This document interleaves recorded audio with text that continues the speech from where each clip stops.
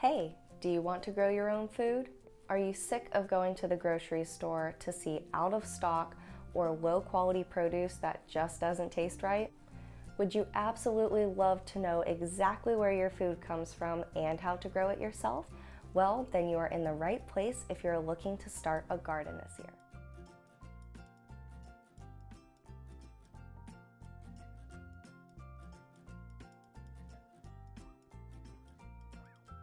Welcome to the Magical Garden. My name is Megan and I am so excited to be here sharing my passion for gardening and nature with you so you can learn how to grow your own food and so much more. So please subscribe if you have not already, because this is the beginning of a 5-part series of growing your own food. Growing your own food is much easier than you may think. It does not take being an expert. You don't need to have a lot of land, fancy greenhouses, or a ton of equipment. It is so rewarding to be able to experiment with some of your favorite foods, try new varieties that you have never heard of before, all in your own backyard.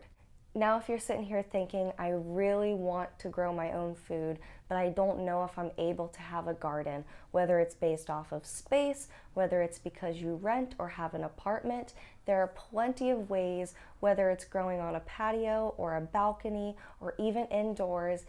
We are going to break down everything from planning to starting seeds, getting those plants outdoors, all the way through harvest. I am so excited to have you with me, and today is going to be part 1 of this series where we are going to talk about planning your garden based off of your location and what to plant and when.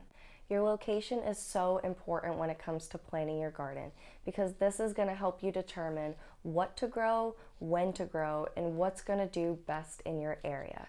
So I have linked the USDA plant hardiness map. So if you are in the US and you don't know what your zone is, go ahead and go to that link in the description. The USDA plant hardiness map is based on your lowest expected temperature for your climate. So the lower the zone number, the colder the climate, and the higher the zone number, the warmer the climate, and the longer the growing season. This plant hardiness map also will determine what plants are going to be perennials versus annuals. So plants that can handle your climate, for Ohio, it would be as low as -10 degrees Fahrenheit. If a plant's able to handle that, then it would be considered a perennial and come back year after year. Where most vegetables in climates that are under zones 9 and 10 are going to be grown as annuals because they're not able to handle the cold temperatures in the lower zones. It's really important to know your growing season as well. So along with the plant hardiness map link, I have also included a link to farmersalmanac.com where you can type in your zip code and find out what your first and last average frost dates are, because this is going to be the period in which you're growing and there is no risk of frost, so you're able to grow those warm weather annuals. In Southwest Ohio, Zone 6, I am going to have an average first frost date of October 1st, and our average last frost date is around the first week of May. So I know that I can grow my warm weather stuff from about May to October, give or take a couple weeks and sometimes months in between if it's unseasonably warm or cool. You can take advantage of those cool months before your last frost to grow cool weather loving vegetables such as lettuce, broccoli, cauliflower. You can get your carrots started, your onions, your potatoes. There's so much you can take advantage of in the earlier season as well. To help your planning out tremendously for figuring out when to start your seeds and what to grow in your area, go ahead and head to that link, find out when your average last frost date is and when your average first frost date is, and get those wrote down along with your zone number, because this is going to help determine the rest of our plan. We talked about the where, and now we need to talk about the how. How are you going to be growing? Is it in-ground, container, raised beds, a mix in between? And this is usually determined on what space you can work with and also where you are located as well. So let's start with in-ground gardening. In-ground gardening is going to rely heavily on your native soil. So in Ohio, we have a very thick clay soil, and that's not going to be good for vegetables and plants that need a well-draining, fertile soil unless you take time, and sometimes it can take years to amend your native soil. So that's why raised beds or containers might be a better choice for someone who lives in an area that doesn't have good soil to begin with. Another thing about in-ground gardening is it's pretty permanent compared to raised beds and containers. Unless you let it grow over, of course, but it basically is going to cost a lot more manual labor versus starting costs. In-ground gardening is also a bit more susceptible to weeds, and you might have to do a lot more weeding, maintenance, and tending to the garden in-ground versus in your containers. Maybe you don't have great native soil, but you have plenty of land and space to have a garden, then a raised bed garden might be your best bet. Or you could just do a single raised bed garden in a corner of your yard that's free and has a lot of sunlight. But that's the thing with raised beds, is they are not portable, and so I consider them semi-permanent in comparison to an in-ground, which is permanent and you really can't move that at all unless you go dig up a new space.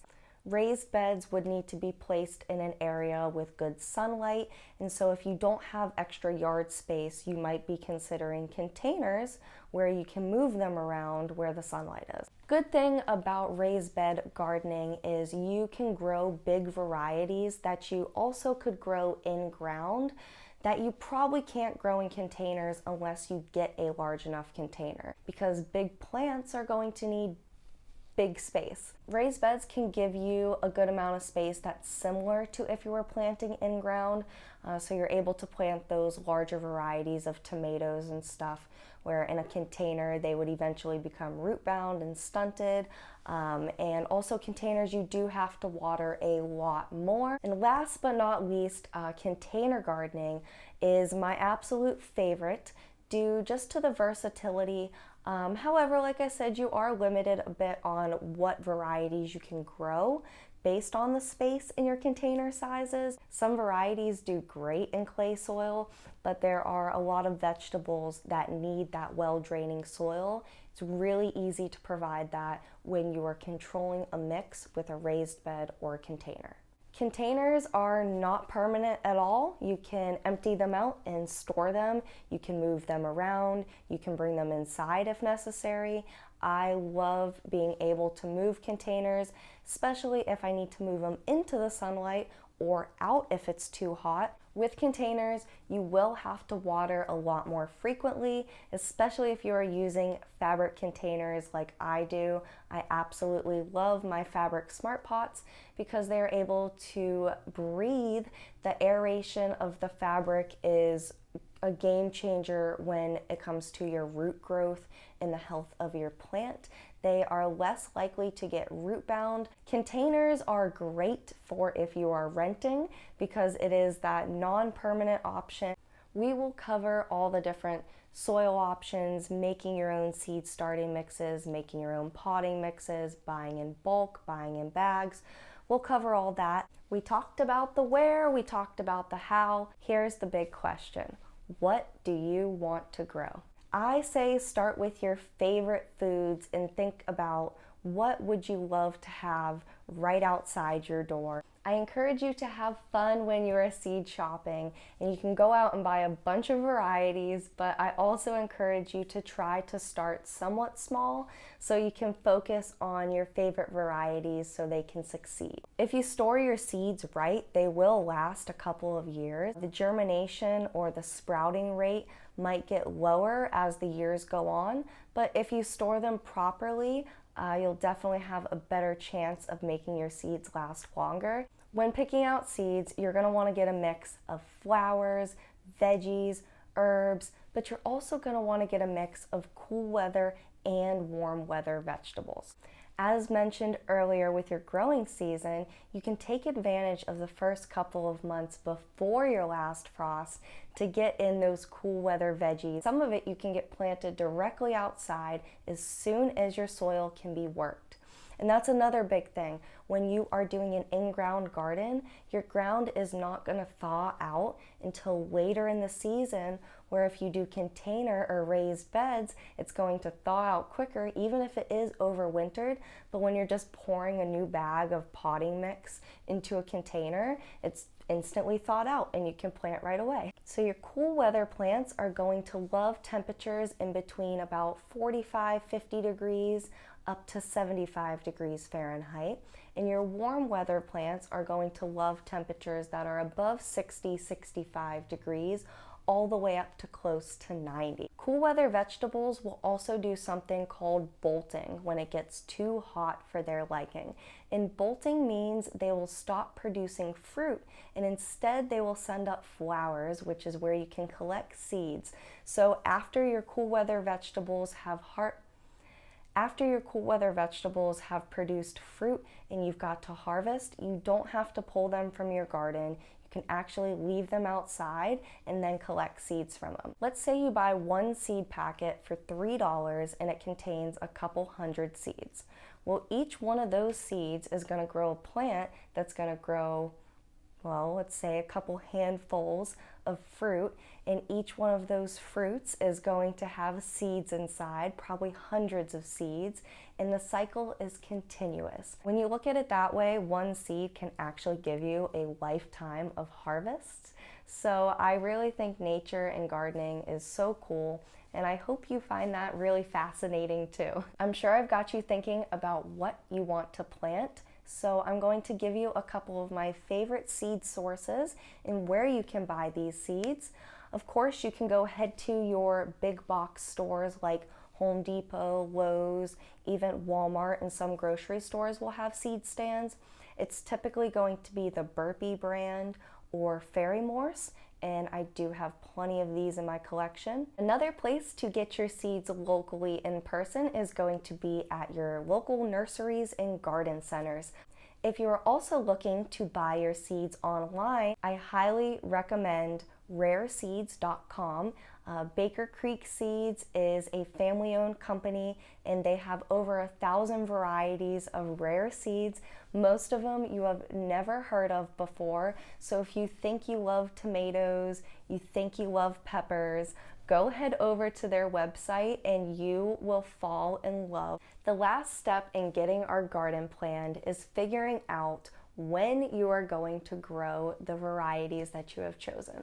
When you're seed shopping, there is going to be so much valuable information right on the back of the packet or in the item description if you're shopping online. If we take a look here on the back of the seed packet, you see days to harvest, you see what they need to be planted at, the spacing, usually the height and the width of the plant. So keep in mind, if you are growing in containers, you're going to want to choose something that's called a container variety, or it is on the smaller side of a plant. You can still grow tomatoes and stuff in containers. A lot of your seeds are going to say right on the back when they should be started according to your last frost date. There's even a map on a couple different brands of seed packets that basically just show you a zone for when you should plant that specific variety. Seed packets will usually give you information for starting indoors and starting outdoors. So if you start your seed indoors, you're going to get a jump start on the plant, and it's going to look like the plant you would buy at the garden center or the nursery in the spring. Where if you just plant a seed in the spring, you're going to be a little bit behind, but depending on your growing season, you could do both or just one or the other. If you're not looking to mess with grow lights and seed setups indoors, there are plenty of varieties that can be direct sowed right into the yard, into the ground, into your container, whatever you're planting in, so you don't have to mess with getting the seeds started. Let's use squash as an example. So squash has a harvest of 50 to 55 days, and it takes probably only a week to germinate at most. So you're looking at 2 months your squash is going to be ready to harvest. That is not a vegetable that you are going to have to start indoors as long as you have at least 60 days of warm weather in your area. There's no need to start varieties that are ready to harvest in under, 2 months, 60 days, because they would be ready to harvest before you're planting them in the ground. If you're only growing a couple varieties this year, it might be pretty easy to keep track of when you need to get stuff started, or if you're just going to be planting it directly in the ground when it needs to be planted. But if you're like me and you have a couple hundred seeds, now note, I'm not going to be growing all of them, but I do have a planting sheet that I use. The first column is if it's a flower or a vegetable, what type it is. Second column is the variety, and then the third column is the days to harvest or bloom. There's actually an additional notes column on this spreadsheet. I keep it hidden when I'm printing so that I can actually have like a good amount of space to write. This note one will kind of give me little notes on when I need to start it in comparison to the last frost, if it needs to be direct sowed, some notes of if I've grown it before. There's a couple columns on here too for the seed start date and a projected sow or transplant date. Transplant means the date that you will be putting the seed you started indoors. You're going to be taking that plant and transplanting it into your garden. And I put projected sow and transplant on the same column because if you're not starting your seeds indoors, that's going to be the date you're putting it directly in the ground. Another thing you can do when you start to grow your space is start to draw the raised bed layout you have, where your containers are going to be, draw your yard, where you're going to dig up your garden, and what you're going to plant. Because you're going to have this list of all the seeds you want to start when your collection starts to grow, and you might only have limited space. So it's a good idea to have one chart that shows where your planting space is in your garden or what containers you have to work with. And then another chart that basically has all your seed starting dates, help you keep track of what to start and when. Come back for the next video because we are going to be talking all about seed starting methods, grow lights, choosing your soil, making your own soil mix, and everything you need to know to get those seeds started. This is going to be awesome growing together this year, so please comment below what you're excited to grow. I'm going to choose a couple varieties that we can start in the next part. Until then, I wish you all happy growing.